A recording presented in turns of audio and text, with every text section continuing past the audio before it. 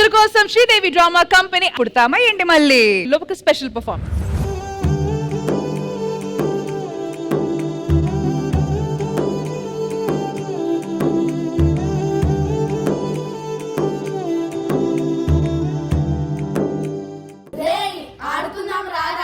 లేదురా, నాకు మీతో ఆడాలని లేదు. అదిగో అక్కడ గర్ల్స్ ఆడుతున్నారు కదా, ఆ గేమ్ ఆడాలని ఉంది. గర్ల్స్ ఆడే గేమ్ నువ్వు ఆడడం ఏంట్రా? ఛీ, అసలు నువ్వు మా ఫ్రెండే కాదు. ఏమోరా తెలీదు, కానీ ఆ గేమ్స్ ఆడాలని చాలా ఇంట్రెస్ట్ వస్తుందిరా.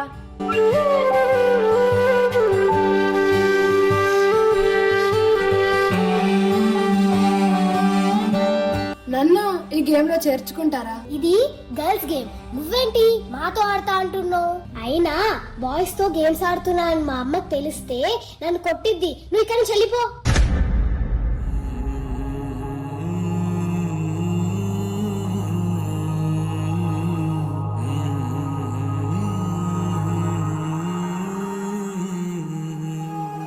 మమ్మీ, నా బ్యాంగిల్స్ కనిపించట్లేదు, ఇయర్ రింగ్స్ కనిపించట్లేదు, స్టిక్కర్స్ కూడా కనిపించట్లేదు. నువ్వేమైనా చూసావా? ఎక్కడ పెట్టాను? ఎక్కడ?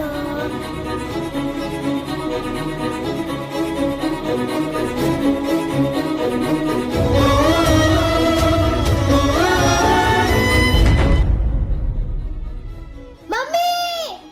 ఏమైందమ్మా అలా అరిచావు? అన్నయ్యని చూడు. ఏమైందిరా? ఏంటిదంతా? తెలియడం లేదు నాన్న, ఎందుకో గాజులు వేసుకోవాలనిపిస్తుంది, బొట్టు పెట్టుకోవాలనిపిస్తుంది. రే, అదంతా తప్పురా. నువ్వు అబ్బాయివి, అబ్బాయి అంటే అబ్బాయిలానే ఉండాలి. అదంతా ఆడపిల్లలు చేసే పని, అర్థమైందా?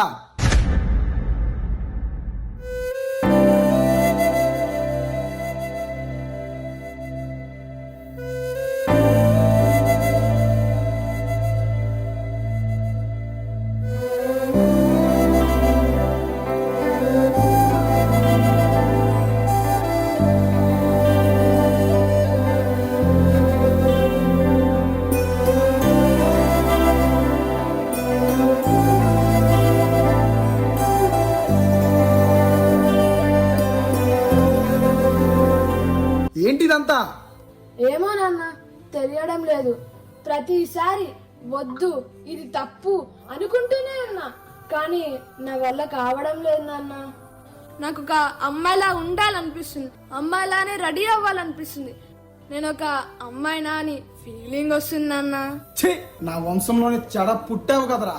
ఎవరైనా అడిగితే కూతురు అని చెప్పాలా, గాజులు వేసుకొని తిరుగుతున్న కొడుకు అని చెప్పాలా? నీలాంటోడు ఇంట్లో ఉంటే నువ్వే కాదు, ఈ కుటుంబాన్నే తేడా అనుకుంటారు.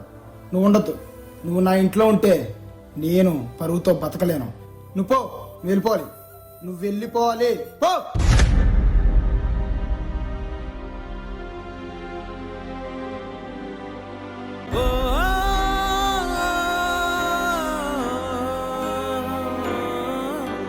ప్రాణం పోయే బాధేదో ఈ నిమిషాన్ని తెలిసింది.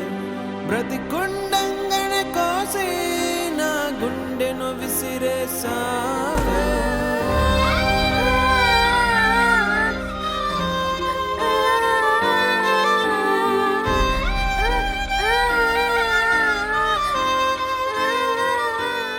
ఏమైందమ్మా ఏడుస్తున్నావు? నేనే తప్పు చేయకుండానే అందరూ నన్నే అంటున్నారు. అసలు నేను చేసిన తప్పేంటి? ఒక అమ్మాయిలా ఉండాలనుకోవడం తప్ప, కానీ నేను అది కావాలని చేయడం లేదు. అయినా ఇది నా తప్పు కాదు, ఆ దేవుడి తప్పు. నన్నెందుకు ఇలా పుట్టించాడు? బాధపడకు బాబు, ఇది శాపం అనుకుంటే శాపం, వరం అనుకుంటే వరం. ఇది ఆ దేవుడి సృష్టి. నాతో రా, నీకు తోడుగా ఉంటా. కొన్ని సంవత్సరాల తరువాత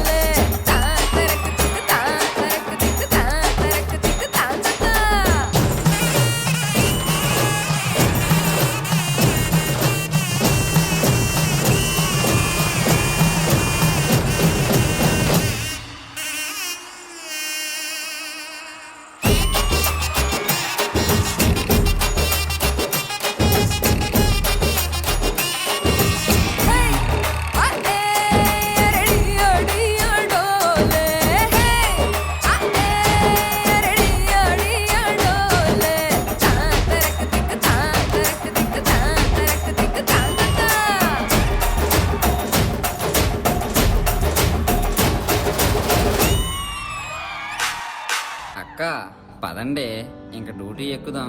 ఈశ్వర పరమేశ్వర చూడరా ఇటు చూడరా, రెండు కన్నుల మనిషి బ్రతుకును గుండె కన్నుతో చూడరా, ఎదుట పడని వేదనలను నుదుటి కన్నుతో చూడరా. ఈశ్వర పరమేశ్వర చూడరా ఇటు చూడరా. అన్నా ఆకలిగా ఉంది, ఒక ప్లేట్ భోజనం ఇవ్వవా? ఇదిగో తీసుకో, పక్కకు వెళ్ళి తినో. నీ వల్ల కస్టమర్స్కి ప్రాబ్లం అవ్వద్దు.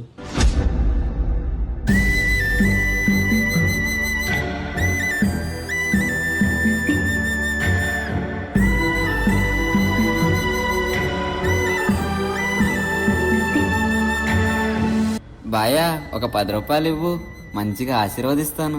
ఎవరు పడితే వాళ్ళు చీరలు కట్టుకొని వచ్చాడు హిజ్రాలంటూ డబ్బులు అడగడం, మీకు ఇదే ఒక అలవాటు అయిపోయిందా? బాయా నేను నిజంగానే హిజ్రాని, ఇదే నా వృత్తి. నిజంగానే ఇజరనా? రేయ్, ఇజ్రాయల్ అంటే ఏమనుకుంటున్నావు? మేము శివుడి 3వ రూపం. ఇలాంటివి చాలా చూసాంలే. ఇదిగో ఈ 10 రూపాయలే నీకు ఎక్కువ. ఛీ, పొద్దున్న దరిద్రపు కొట్టాలందరూ నా షాప్కే వస్తున్నారు. అసలు వీళ్ళని చూస్తేనే అసహ్యం వేస్తుంది. బయలుదేరు. ఏయ్, ఆశ్చర్యపోయారా? ఇప్పుడు ఇక్కడ మా నపుంసకులను చూసి ఆశ్చర్యపోయారా? విసుక్కోకండి, అదే చెయ్యండి.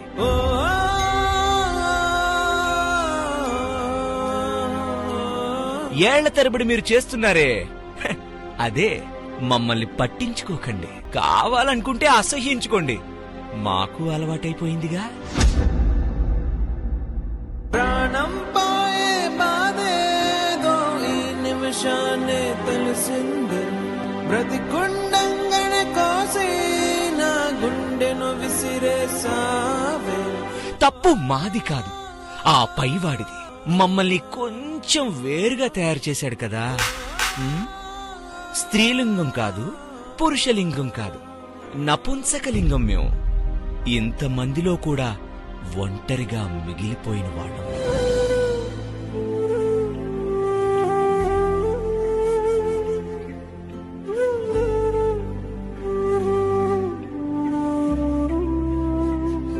మేము చేయి చాపింది మీతో చేతులు కలపడానికి, కానీ మీరు అడుక్కోవడానికనుకున్నారు. ప్రభు, ఈశ్వర, భగవంతుడా, ఈరోజు నువ్వు చూస్తున్నట్లయితే నువ్వు సృష్టించిన ఈ మనిషే కేవలం చప్పట్లు కొడుతున్నాడు. అటు వాడా కాదు, ఇటు మగా కాదు, కానీ అందరినీ మేము దీవిస్తాం. మేము 3వ జాతి. చప్పట్లు కొడతాం, నాట్యమూ చేస్తాం, కాని మేము ఎవ్వరికీ శాపం కాదు.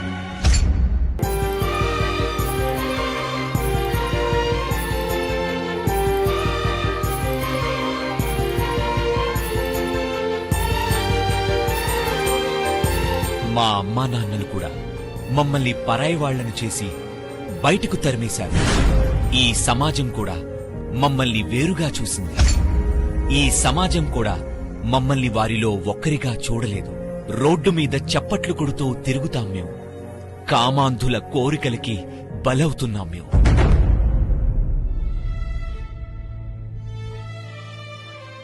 పెళ్లిళ్ళు, పేరంటాల్లో మాతో డాన్సులు చేయిస్తారు, కానీ ఏ ఒక్కరు కూడా మమ్మల్ని అర్థం చేసుకోరు.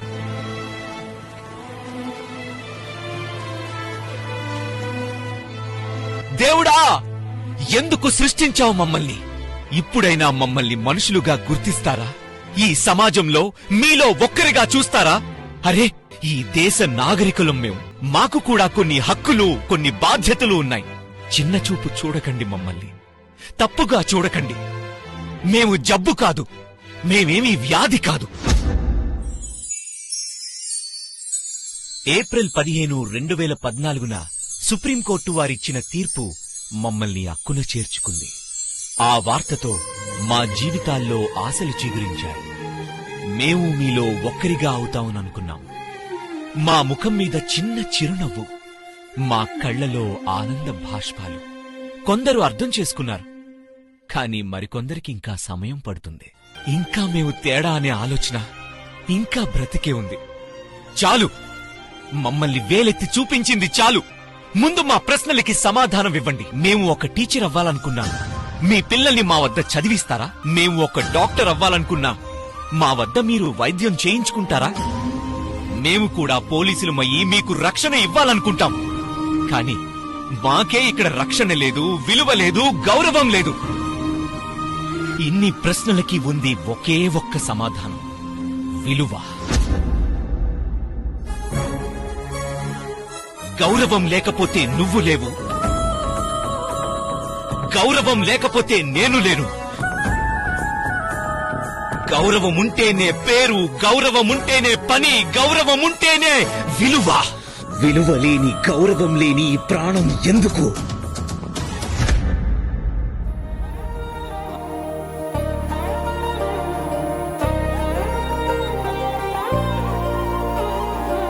ప్రతి మనిషి కష్టాలకి భయపడి చనిపోతే భూమి మీద మనిషి అనేవాడే ఉండడు. ఎందుకు చెప్తున్నాను ఈ మాట అంటే, తల్లిదండ్రులకు దూరంగా ఉండి సొసైటీ నుంచి చీత్కారింపులకు లోనైన మనిషి ఎంత బాధపడతాడో నాకు తెలుసు. ఇట్లాంటివన్నీ చూస్తూ ఉంటే ఆడవాళ్లు పుట్టింది సంసారం నెట్టడానికని, మగవాళ్లు పుట్టింది కష్టపడి ఈ సమాజాన్ని ముందుకు తీసుకెళ్లాలని, అండ్ అలాగే మాలాంటి వాళ్ళు పుట్టింది కేవలం అడుక్కోవడానికో లేకపోతే చీకట్లో ఒళ్ళమ్ముకోవడానికో కాదు. మాలాంటి వాళ్ళు కూడా ఎన్నో సాధించగలరు, ఎన్నో సాధించారు. ఆ సాధించిన వాళ్ళ మాటలే ఈరోజు మీరు వింటున్నారు. నేను తెలంగాణ రాష్ట్రంలో మొట్టమొదటిసారి శాసనసభ ఎన్నికల్లో నిలబడ్డ నా పేరు చంద్రముఖి మువ్వల. నేను ఒక పొలిటీషియన్ అండ్ పొలిటికల్ అనాలిస్ట్.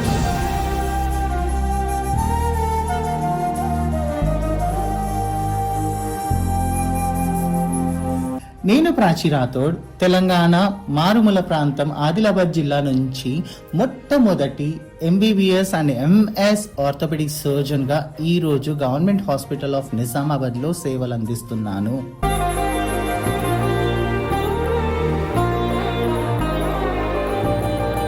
నేను నిషా, భారతదేశంలోనే మొట్టమొదటి ట్రాన్స్జెండర్ ట్రాఫిక్ అసిస్టెంట్ గా సేవలు అందిస్తున్నందుకు గర్వంగా ఉంది.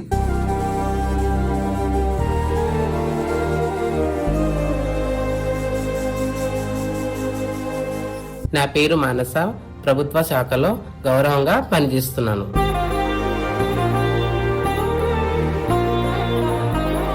చివరిగా ఈ సమాజం నుంచి మేము కోరుకుంటుంది కాస్త గౌరవం, కాస్త విలువ, అంతే.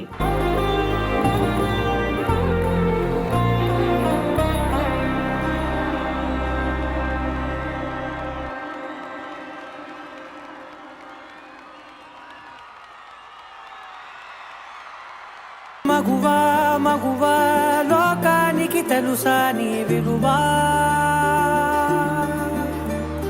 మగువా మగువా, నీ సహనానికి సరిహద్దులు కలవా? అటు ఇటు అన్నింట. మన third gender, the most misunderstood and the most joked about gender, ఖచ్చితంగా మారాలి. అండ్ ఆ మార్పు అనేది ఈ క్షణం, ఈ నిమిషం నుంచి మొదలవ్వాలి. అక్కడ డార్క్నెస్ ఉన్న ఫస్ట్ అక్కడ లైట్ తీసుకుని వెళ్ళేది వీళ్ళు. A big round of applause for